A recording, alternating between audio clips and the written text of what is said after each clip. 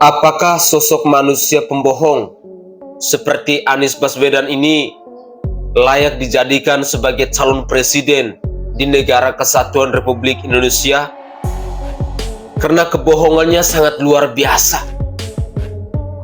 Dan ini sudah sangat familiar di tengah masyarakat. Di media sosial, rekam jejak kebohongan Anies Baswedan berseliweran. Dan ini tentu sangat memalukan. Lantas, bagi para pendukungnya Anies, apakah kalian masih bisa berpikir waras dengan kebohongan-kebohongan yang dibuat oleh Anies Baswedan ini? Saya secara pribadi sangat malu ketika mendengar seorang calon presiden, tetapi rekam jejaknya dia penuh dengan kebohongan. Dan untuk lebih jelasnya, mari kita simak bersama-sama cuplikan-cuplikan video berikut ini. Selamat menyaksikan. Mesin produksi kebohongan yang dicetak itu mengerikan sekali. Mengerikan sekali. Kenapa mengerikan? Karena begini, buat saya cara berkampanye menggambarkan cara memerintah. Karena itu berkampanye dengan benar, berkampanye dengan baik. Ada satu lagi padahal nanti di puncaknya itu, jadi kayak apa? Di ovalnya itu ada jogging track lah. Itu jogging track tertinggi di Indonesia mungkin. Jadi jogging track di atas atap stadion. Wow. Lebarnya kira-kira ini saya nggak pernah tahu. Saya banyak membaca tapi nggak tahu. 5 meter. Lebarnya 5 meter. 5 meter di situ mengelilingi stadion, dan itu nanti jogging sambil lihat keindahan tepi pantai Jakarta, keindahan Jakarta dari atas stadion. Jadi itu mungkin akan jadi jogging track tertinggi yang ada di Indonesia. Karena biasa jogging track di bawah. Unik sekali. Jadi ada tangga nanti ke sana. Ada tangga ke sana, dan kalau udah berada di tempat itu sekarang saja itu terasa it is a mega structure. It is a mega structure. Kalau udah lihat situ besar ya, mega structure. Itu bisa kapasitas penuh nanti. Artinya 1000 orang berlari di atas itu nggak? Bisa, karena itu kuat loh. Memang itu kuat. Wow. Kuat, dan orang bisa lari di situ. Itu ada kapasitasnya, saya lupa berapa jumlahnya, itu ada kapasitas, tapi bisa, dan memang kokoh. Ya. Jadi Ntar, itu dinamakan stadion apa dulu? namanya singkatannya JIS, Jakarta International Stadium. Oh. Oke, namanya JIS. Dan memang betul Pak Dahlan, stadion ini dikerjakan dengan tenang-tenang saja. Jadi tidak banyak gegap gempita. Tidak dikerjakan karena yang diperlukan itu selesai kok. Tepuk tangannya nanti kalau udah selesai aja. Jangan tepuk tangan pas lagi groundbreaking gitu. Jadi banyak yang tepuk tangannya pas groundbreaking. Nah, tepuk tangan nanti aja. Dan ini tepuk tangan harus kerja semua orang. Nah, memang dikerjakan dengan tenang. Kami juga yang penting ini berjalan.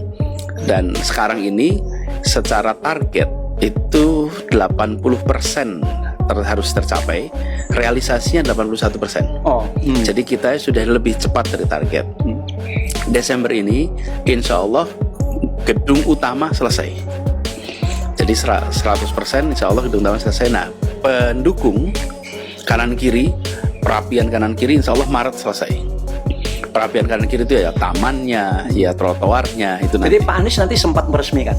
Insya Allah. Dan insya Allah Desember besok selesai, dan Desember besok mulai dipakai.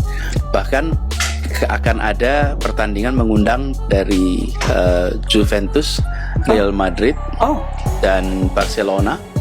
Itu U20 mereka akan datang untuk semua ke sini. Ya, soft launchingnya pertengahan Desember besok. Dan loh, kapan itu diundangnya? Pertengahan bulan depan, sebulan lagi depan. Ya, padahal nanti saya undang. Itunya belum kanan kirinya kan, jadi stadionnya kan sudah.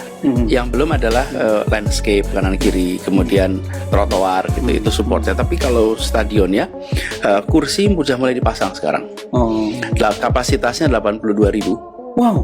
Kapasitasnya. Lalu posisi stadionnya itu memang berbeda dengan yang umumnya kita lihat. Umumnya kan landai.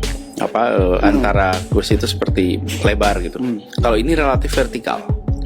Jadi orang yang orang yang nonton itu satu sama lain seperti tidak ada halangan, Pak.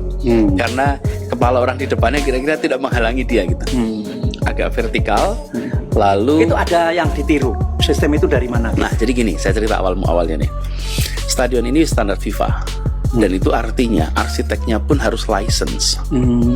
Kemudian rancangannya pun rancangan yang sesuai dengan seluruh persyaratan yang dimiliki oleh FIFA. Jadi tidak bisa kita tuh standar FIFA-nya tuh di ujung, nggak bisa. Dari awal itu yang mengerjakannya, arsiteknya, gambarnya itu semuanya harus orang-orang yang berlisensi. Dan memang perancangannya oleh sebuah perusahaan dari Inggris, Hong Kong. Oh, Karena mereka lah yang memiliki lisensi untuk bisa merancang Stadion stadion memenuhi syarat FIFA. memenuhi syarat FIFA.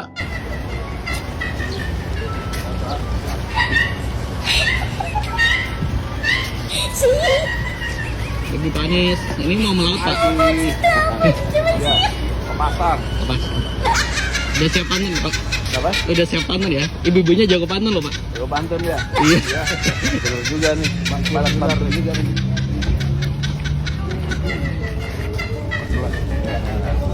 Oh, jadi kan kebawaan.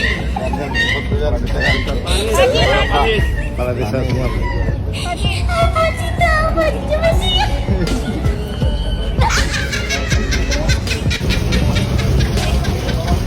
Banyak yang bertanya begini, Bang, kenapa Pak Anies yang selalu di urutan terakhir di dalam survei seakan-akan diupayakan dijegal? Kenapa bukan Pak Prabowo yang di dalam survei ada di urutan kedua terus, bahkan kadang di urutan pertama? Menurut saya begini, Pak Prabowo sama sekali bukan ancaman buat Pak Ganjar. Justru ancaman dia saat ini yaitu Pak Anies. Makanya saya tidak heran kalau seakan-akan ada upaya pencegalan terhadap Pak Anies. Dan menurut saya itu sah-sah saja sebagai bagian dari strategi politik.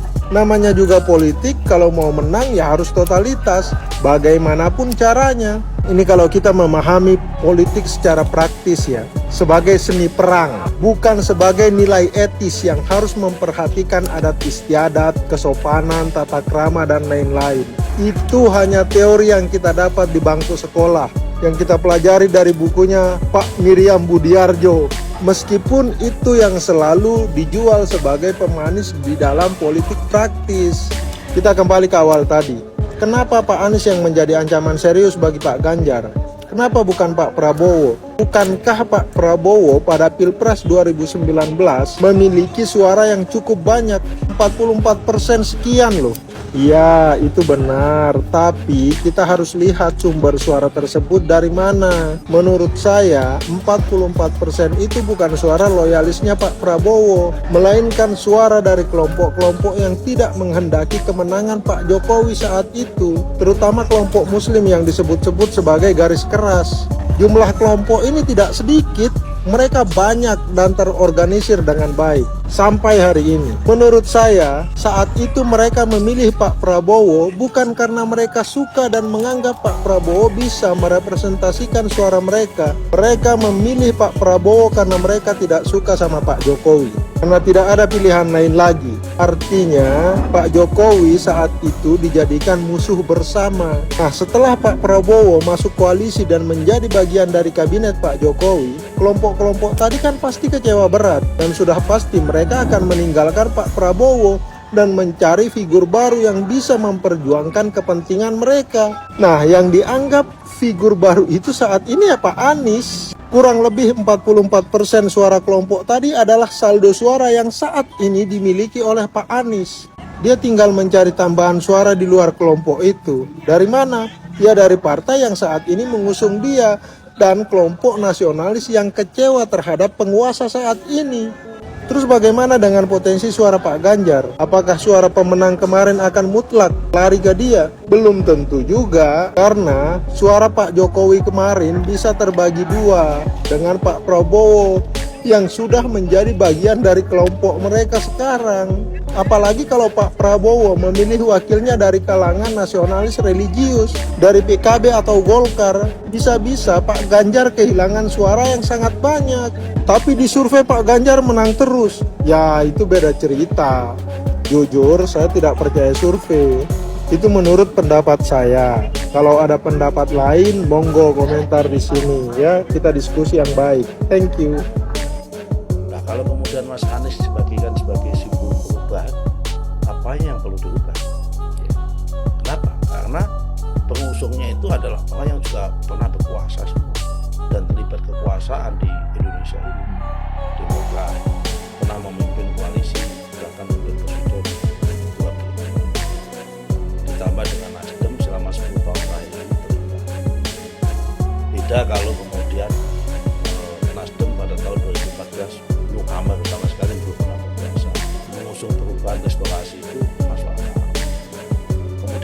PKS sudah pernah bergabung menjadi koalisi pemerintah selama 10 tahun zaman Pak SBY.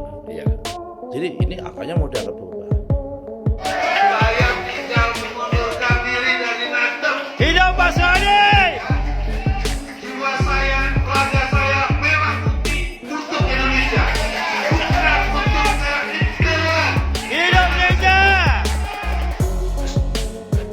Oke guys, Assalamualaikum warahmatullahi wabarakatuh.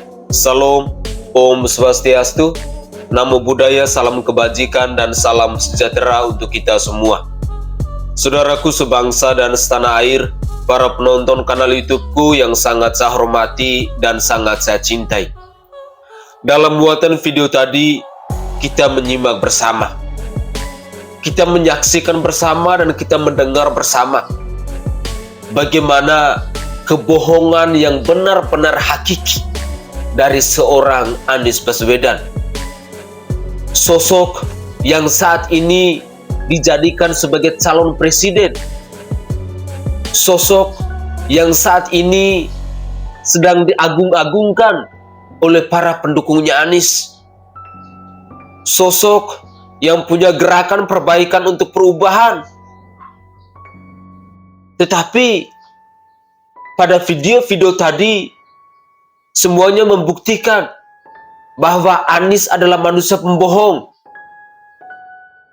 Anies hanyalah manusia omong kosong yang tidak ada prestasi sama sekali yang bisa dibanggakan. Lantas para pendukungnya berkuar-kuar bahwa Anies hebat. Anies adalah restorasi perubahan. Anies adalah perbaikan untuk perubahan. Apanya yang mau dirubah ketika manusia pembohong seperti ini? Tentu ini sangat memalukan.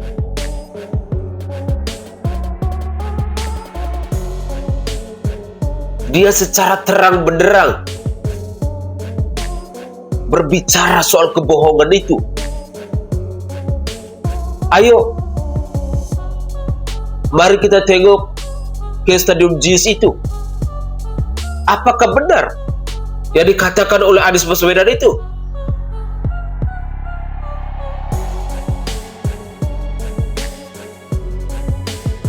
Saya tidak mengerti ya. Sosok manusia pembohong, penipu, tidak konsisten. Tetapi kok masih ada saja orang yang mau dukung dia.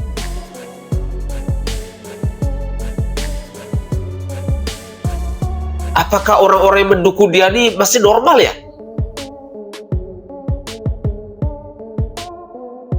Sangat menyedihkan.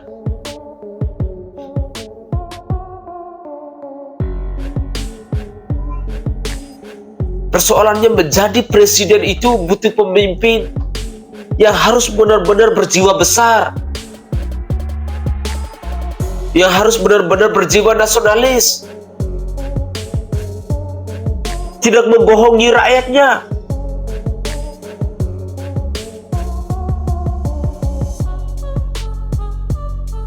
Dan yang pasti, sosok Anies Baswedan ini sangat berbahaya bagi bangsa ini. Sehingga kepada para pemirsa sekalian, saya mengatakan bahwa mari kita berpikirlah lebih cerdas, berpikirlah lebih kritis. Karena bagi saya, sosok Anies Baswedan itu sangat berbahaya. Kebohongan-kebohongan yang terstruktur dan sistematis yang dibuat oleh Anies Baswedan. Dan fakta-fakta tadi dalam buatan video itu bisa menyadarkan kita. Siapa itu Anies Baswedan yang sebenarnya? Mari, sekali lagi, kita cari pemimpin yang benar-benar mau membangun bangsa ini. Begitulah kira-kira. Saya Saidai dari Provinsi Nusa Tenggara Timur. Saatnya rakyat jelata harus berani untuk bersuara.